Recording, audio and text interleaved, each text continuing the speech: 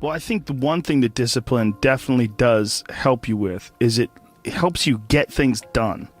And when you get things done, when you actually do things, you have more success. If you have more success, and sometimes a big part of success is just not being fucking lazy and just doing it. Yeah. That's like 90% of it is just showing up.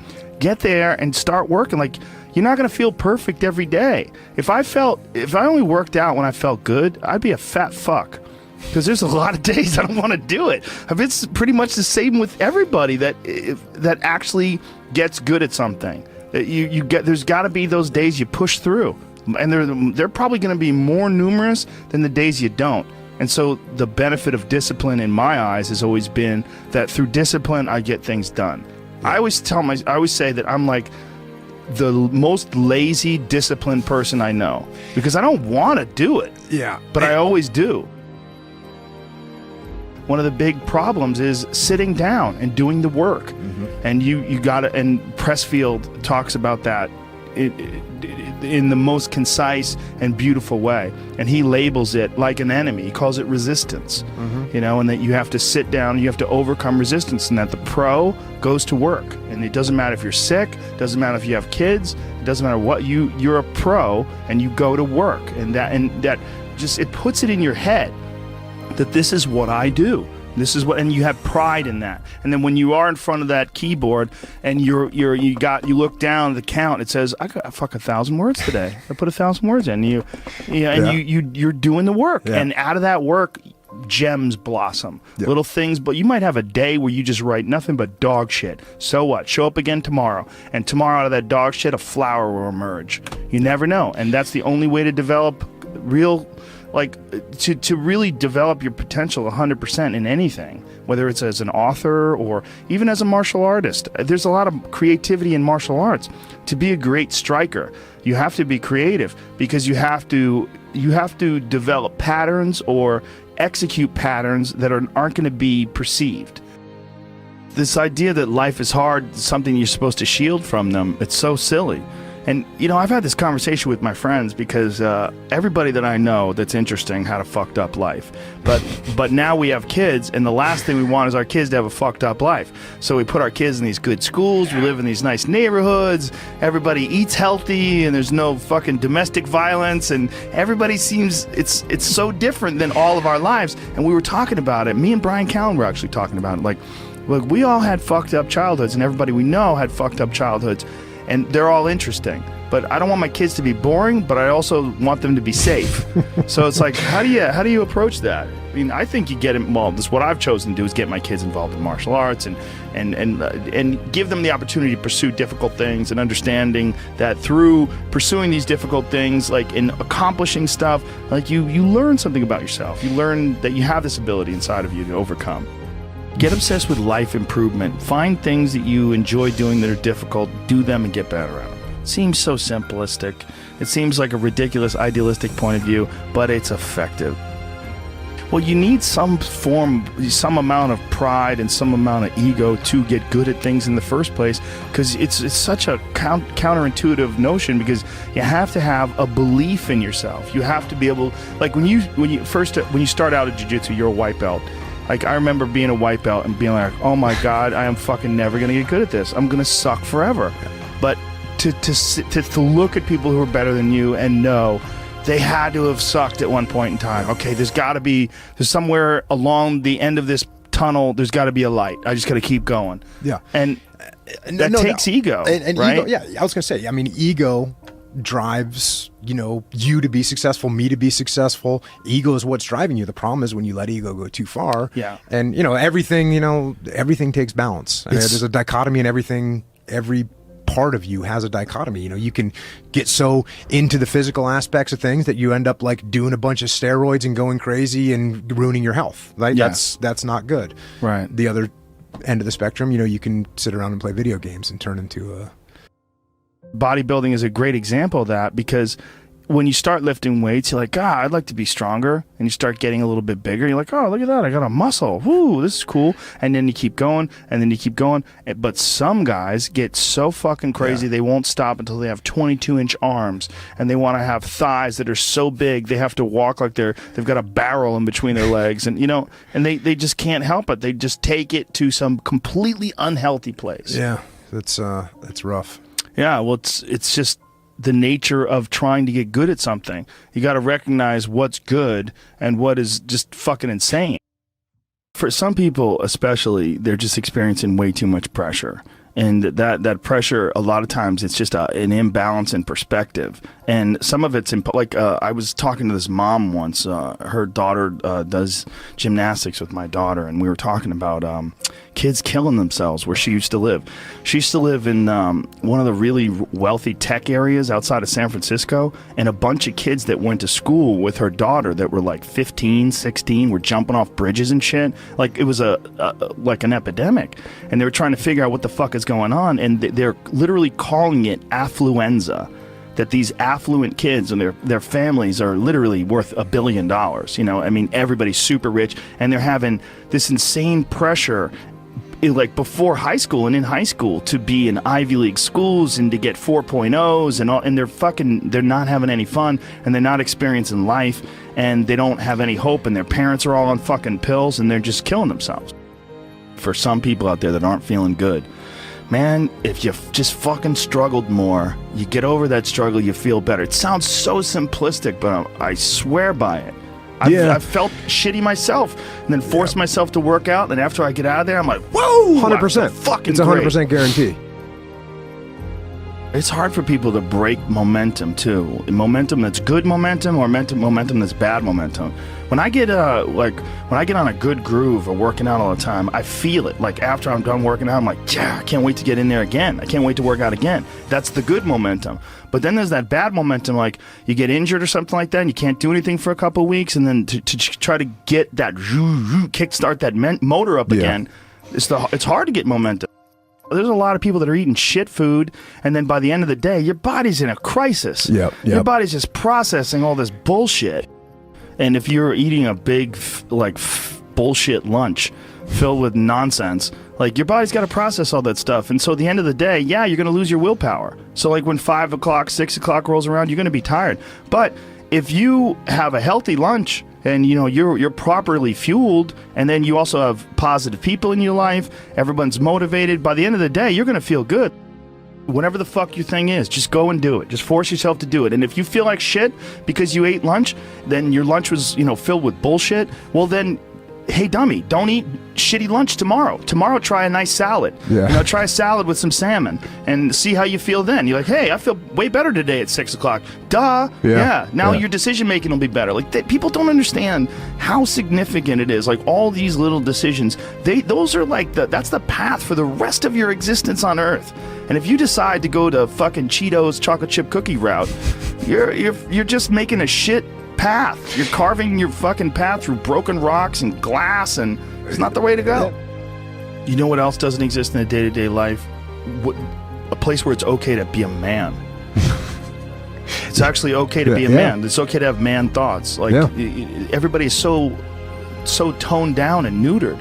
It's like human resources and corporate life has watered down people's natural behavior to the point where people are just dying on the inside, sitting in these fucking cubicles, rotting, just freaking the fuck out, having all these thoughts they can't entertain, having to pretend to be someone they're not all day long, putting on this bullshit way of talking, this fake way of thinking. Everybody's got to subscribe to whatever fucking ridiculous policies their company wants to enforce. And you're just a robot, and you get out of there and you just want to scream. It's this fear of discomfort. People have this extreme feeling in their mind when it comes to their associations with exercise. They want to avoid discomfort. They feel like any type of exercise is just like something to be avoided. That's not for me. Fuck that. I don't want to sweat. I don't want to strain. And a lot of times, this association that they have is about the beginnings of getting in shape. It's not about once you're actually fit. Because once you're actually fit, exercise is something you look forward to. It's an alleviation of stress. it feels great. Like if I can't get a workout in, I look at my schedule. I go, oh shit, I don't have any time for a workout, which means I'm not going to get that good feeling.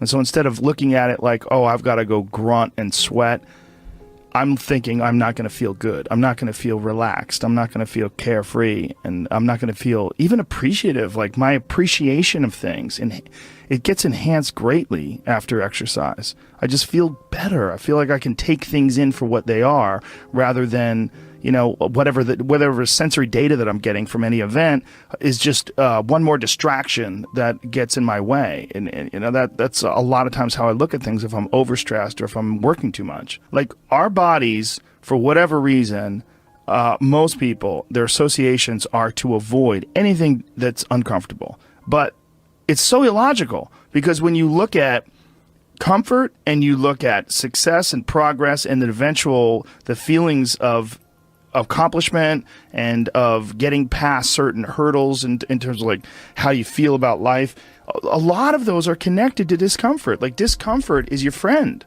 It really is. Like discomfort and not being happy and content with certain situations in life or certain feelings in life, they're massive motivators, and they're amazing at facilitating change. And yet our instinct is to avoid those and just sit on the couch and watch some fucking reality show about dudes who make moonshine with our jaw open, like it's bizarre. And for me, at least, when I get like really disciplined and really I get really consistent with my workouts, one of the things that I almost feel momentum. I feel like there's like a push behind me, like, all right, like after I get out of the gym, I have a really good workout. I'm like, yeah, now I'm doing it. I'm doing it all the time now. And I'm looking forward to the next time. And it makes that resistance much weaker, and it makes my motivation and my discipline much stronger. I think a lot of it is based on just the consistency. You know, it's one of the things that I talked about recently on the podcast. I said, you know, like blowing something off, it's not just not good. Like blowing off an exercise that you planned is not just bad for you physically. It's also bad mentally, because then that option is now available. The option to fuck off is available. And you did it before, and you're probably going to do it again, and you'll get mediocre results, not just in that aspect of your life, but maybe in all aspects of your life. Because I think that option to fuck off, when you embrace it, that is a pathway that you might choose when it comes to dealing with conflict in your personal life, dealing with business decisions, dealing with career decisions, like an uncomfortable decision that you might be faced with, where maybe you need to make a change as far as like what your pathway is in life, but you don't do it, and instead you fuck off. And that the inclination to fuck off, I think, that gathers momentum as well. The inclination to be disciplined, that comes with momentum too. And I think both things, like you take a path, like the path of the healthy person or the path of the fuck off. Like this is not, like your body is like a race car that you can juice up yourself. Like you can add the fat tires, you can add the improved suspension, you can beef up the horsepower in the engine. You could do all that yourself. Or you could just choose to have this shitty body that's always falling apart on you, because we're essentially ecosystems. You know, and we're in charge. This weird consciousness that has all this resistance and has all this inclination towards comfort and fucking off and blowing things off is what is in charge of making all these things happen that keep this ecosystem healthy. It's almost like if Earth itself had like a shitty manager. You know, if like there was a natural manager of Earth that was like, oh God, who cares if it rains? Oh God, you know, like I'm gonna stop growing things. I don't give a shit anymore. It's all stupid anyway. I mean, it's literally like the just blow it up. Yeah. Fuck it. Let's just kill all of life. It's all gonna die eventually. I mean, the sun only lasts 7 billion years. You see, that is the perspective a lot of people take with aging, where it's like, well, you're going to die, you're going to age, you can't stop aging. And it's like, yes, you're right, but that's not the point. The point is to age better. Like, that's the point. The point is to increase your health span, you know, and that is, we know is possible. Like that can, there's some of these like centenarians and super centenarians I've seen that are like, over 100 years old, and they're like riding bikes, and racing, and it's like, yeah, they're old. They are very old. But they're experiencing a very good quality of life. Yeah. And they're experiencing a quality of life that these other people that don't exercise feel, they physically feel their own body diminishing, and they just feel it's inevitable. It is what it is. You're wasting your time. You're out there running around. But no, we're not, because this experience right now, it's not like, no one's under the illusion that you're going to live forever, but you are enhancing the experience that you're currently involved in right now. And you are alive. Right. You are alive. You do experience this life. But do you experience this life optimally? Is it as enjoyable as it can be? And we all know that there's a spectrum for that enjoyability. Like, we've all had times in our life where it's not been so great. And then times in our life where everything came together, like, what a fucking great day. Woo! Like, make more of those. Like, you can make more of those. And then the whole thing's better. And I think when that whole thing is better, it affects everybody you touch, everybody that's around you, everybody you come in contact with. And that in turn, I mean, it sounds so grandiose, but in turn can affect the entire race of human beings. I've always wondered if the depression that people see en masse today, there's so much depression that people, I mean, it's a common trait. Like, it's a common condition. Oh, he suffers from depression. Oh, she suffers from depression. Like, oh, he's got herpes, you know what I mean? It's like, it's a common thing. I've always wondered, or I've been wondering more and more recently. It really hit me when, have you ever seen Heinmo's Arctic Adventure? This guy lives in this incredibly remote area of the Arctic National Wildlife Refuge in the Alaskan interior, and he lives in this really small log cabin, and he hunts and gathers, and that's all he does. And he's very smart. Like, he's not a dummy at all. And he's been up there. He lives with his wife, and he raised children up there, and it's really, really, there's some dark moments in there, because they lived like this from the time, like, when they had children up there, and they lost their 2-year-old baby in a fucking canoe.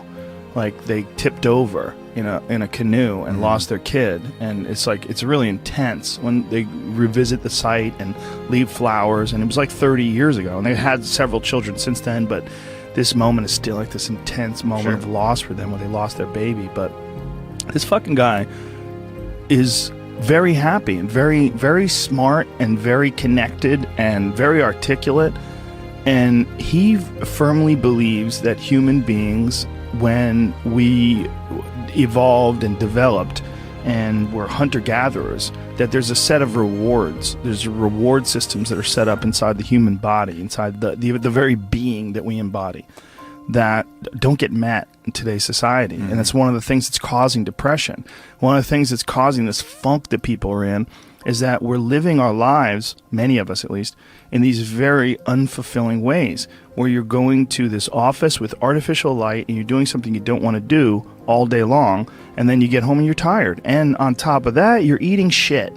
You're eating potato chips and you're drinking soda, and your body is just like, what in the fuck is this? We're supposed to be out in the fields. We're supposed to be walking up hills. We're supposed to be looking for animals or gathering vegetables. We're supposed to be doing all these things that our body's designed to do. We're supposed to be in nature. Yeah. And nature is like a medicine. Like, it literally is a medicine to you. Like, people that go, you don't have to go hunting, you don't have to go fishing, just go fucking hike, man. Just go hike up to the top of a mountain and look out.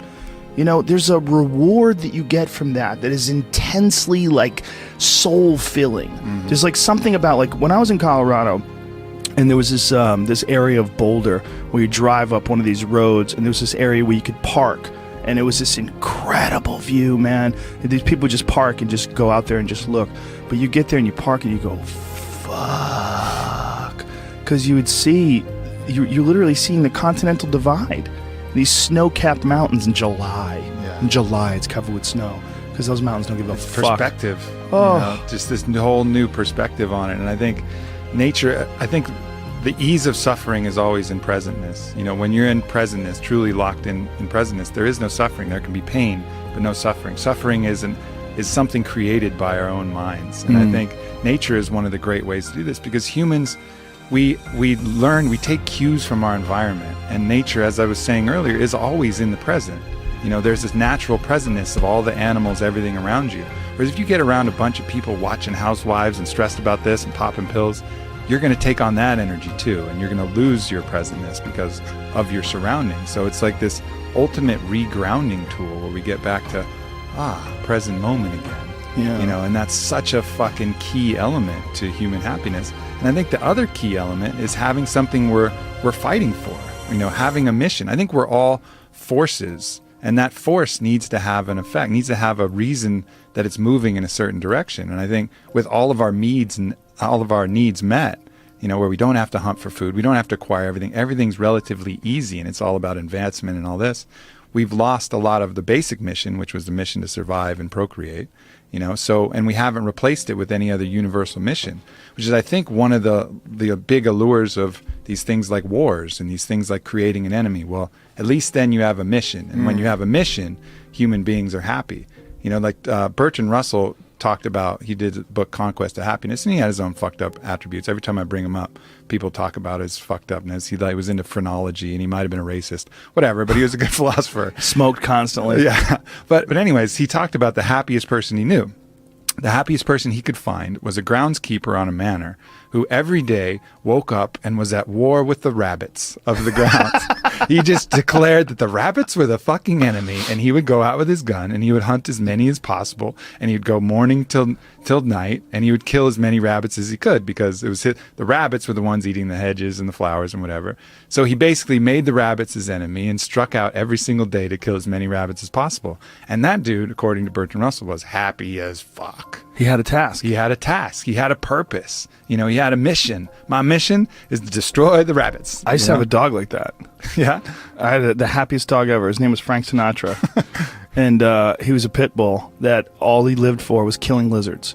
And my house, my old house, not the house I'm in now, but my old house, had this one, it's like on a hill, and there's this one wall where these lizards would run up the wall. And so Frank, I would literally let him out in the morning, and he would fucking bolt out that door. It's like, time to go to war. Like, and he would run and go look for these lizards. And he would stand there, like Eddie Bravo would just watch it and marvel. He'd be like, fuck, man, this dog does this every day. This dog does this every day. I go, this is what he loves to do.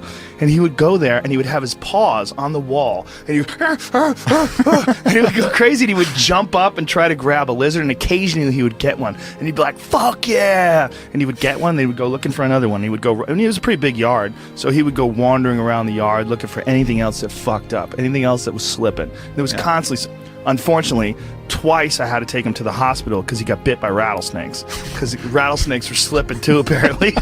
He killed the rattlesnakes, but the rattlesnakes fucked him up. Yeah. He had like a water balloon growing out of the side of his head.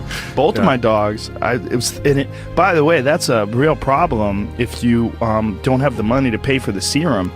It's super expensive. It was several $1,000s to treat them for this rattlesnake venom, anti-venom shit. It's like, I was like, man, what if I was poor? What if... that's a whole fucked up system. Like, they inject horses with the venom, and then they like get the antibodies from the horses. It's like this archaic system. I think my friend Donald Schultz is working on, he's a big snake handler guy. He's working on ways to innovate around that, because it's kind of like a real backwards system that they have, how you get anti-venom. Well, a horse will survive, so let's just fucking put the venom in there, and then we'll get the antibodies from the horse, and then, you know, it's a weird thing how they do it. Yeah, well, that's a real problem with people that are vegans. If you're a vegan and you don't use any animal products and you get bit by a rattlesnake, you got two choices. Compromise your morals, or that's a wrap. Yeah. You know? But this dog was so goddamn happy. He had missions. Yeah. You know, he would go out of that yard and he wasn't bored. He was like, please take me for a walk. Come on, man. He was like, see ya, dude. I'd open that door. He was gone. He just had his little mission. And I think you can see that in the people who are the most unhappy. They seem aimless. Yeah. They're like, what am I here for? Why am I doing this? Nothing makes sense, you know? And I've even felt it in my own life when, you know, I know what my mission here is. My mission is to expand human consciousness, to help people be happy. Like, that's really what I find my greatest purpose in. But every once in a while, I'll get this kind of like fuck people attitude. Maybe someone said some fucked up shit, and I'm like, man, people fucking suck. Fuck people. And then at that moment, that's when I'm actually depressed, you know, because I've lost my mission. Instead of having a mission like, yes, my mission is human consciousness, all of a sudden it's like, fuck people, fuck that mission. They'll figure it out. And then I'm depressed because I've lost my purpose. It's very hard to rise above, like literally, when something like that happens and realize like, oh, you're encountering one diseased individual. You got to look at the mass of humanity. Yeah. Like when you encounter one diseased individual, it's so like this guy who shot up that nightclub in Orlando. You're looking at one diseased individual. And if you say, man, people fucking suck, look at what they did. Well, look at how many people that are responding with rainbows on their Twitter pages and love and all the best wishes to those folks that got killed and all their... I mean, I was looking at this guy's page who's an animal lover who was organizing people to go to the homes of the victims and see if they have pets that are trapped. You know, there's beautiful people out there. Yeah. There's a lot. There's more beautiful people. This is without a doubt not just the safest, the easiest. This is the happiest time in terms of like being able to like reach out and send love to people and have people send love to you. But just occasionally you run into cunts. Yeah, no doubt. And the cunts itself, man. But the beauty is out there too. It's just not as dramatic and it doesn't impose upon us as forcefully. But if we just look, it's around all the time. We run into good people all the time. But you know, you just make eye contact with that good person or that kid who's just looking at you and just creeping with that little smile, and you're like, oh yeah, the good of humanity, the fact that, you know, we really are love, you know, being expressed, you know, outwardly all the time, and it's just these other delusions that get in the way of that. Well, we're oddly attracted to negativity too. It's almost like we look at negativity online or that you run into as like a possibility of war. Like, you have to look out, this fucking drum's beating. God damn it, there's an army on the background. They're coming. But, you know, it's like this real impulse to sort of batten down the hatches. When really it's just some fucking 36-year-old loser sitting in his parents' basement, you know, farting and smelling his own farts and angry online. I mean, that's really what a lot of you're dealing with. You're dealing with, like, really sick people. Like, people that have just, for whatever reason... They've not found their path. They've not found any happiness. They've not found any fulfillment. They haven't found any growth. They're just stifled or rotten in some sort of a weird way. It just hasn't really worked for them. Yeah. And so they're lashing out. They're lashing out at the world. And you run into one of those, and you're like, people suck. Yeah, and that's the initial response, and then the more conscious response is to look at them and have compassion for that person. Yeah, you know, that's hard to do, right? That is hard to do, and our system isn't based upon that. Even if you look at the U.S. penal system, it's very much about punishment. Whereas if you watch that documentary that Michael Moore did, Who to Invade Nest, where they go to Norway, they have a whole different idea of what the penal system is for. It's about restoring human dignity and cultivating, you know, a change, really making change in the person. It's not about punishment. It's about actually changing that individual so he doesn't do it again. And then you look at the recidivism rates between our prisons and Norway's prisons, and they're just dramatically different. That impulse to punish immediately, you know, is not the healthiest impulse. That's just going to create more issues down the road. You're not rehabilitating anybody. You're just taking even more broken people and putting them out in the world and hoping they're not going to do the broken things. Well, it's not going to fucking work. You know, the right impulse is always that compassion and looking to see, as if that was you, how all of these fucked up elements of the world and choices. I'm not overriding the fact that they had choices in all this. They're not free of guilt. But look at that like this is the person that just made some bad choices and had some tough shit to deal with and couldn't overcome it. The resistance in the video game was higher than his skill set, and he wasn't able to choose to work and choose to the positive elements that would allow him to overcome it. You know, yeah, see that. It's also Norway's dealing with far fewer people. That's true. You know, and that's a good thing for them. And it's also they don't have that conquerors mentality that we have. So we're so wrapped up in success and also in punishment. I mean, that is a big aspect of our culture, like punishment. And I mean, like when anybody does anything wrong online, the amount of people that feel like it's their job to shame that person and embarrass that person and insult that person, it's pretty crazy to watch when something goes down. It's all so counterproductive, you know, and I see that in the people shaming people for appropriation, right? So let's say, for example, someone wears a headdress at a fucking festival, right? They're probably they're not doing it to mock the Native Americans, most likely. It's probably like a mild appreciation and interest. I think this looks cool. I'm in a place and, you know, and then all of a sudden they get all this intense hate and shame and putting all of this stuff, all of these intentions on them that weren't true. Again, going back to my point about morality, it's not about the act, it's about the intentions of the act. But right now we make it all about the act. Oh, you wore this headdress, that means you're insulting thousands of years of Native Americans, you're oppressing, you're appropriating. Like, no, I fucking wasn't. I was wearing a fucking headdress. But then all of a sudden that imprint will create trauma, and that trauma will have a poisonous impact that will make them feel weird and make them want to do that to other people. So it's like you're injecting someone with a hate virus, you know, that they're going to then pass on to other people rather than doing the opposite, you know, spreading the love herpes, where it's this contagious positivity that goes the other way. And we have those choices with how to deal with people, but more often than not, we come with this thing to punish and create more trauma, which triggers their own self-judge and their own self-hate, lowers their own self-love, and then they're going to pass that off to kids, family members, people around them. You know, there's just two sets of dominoes that we can choose to take either path.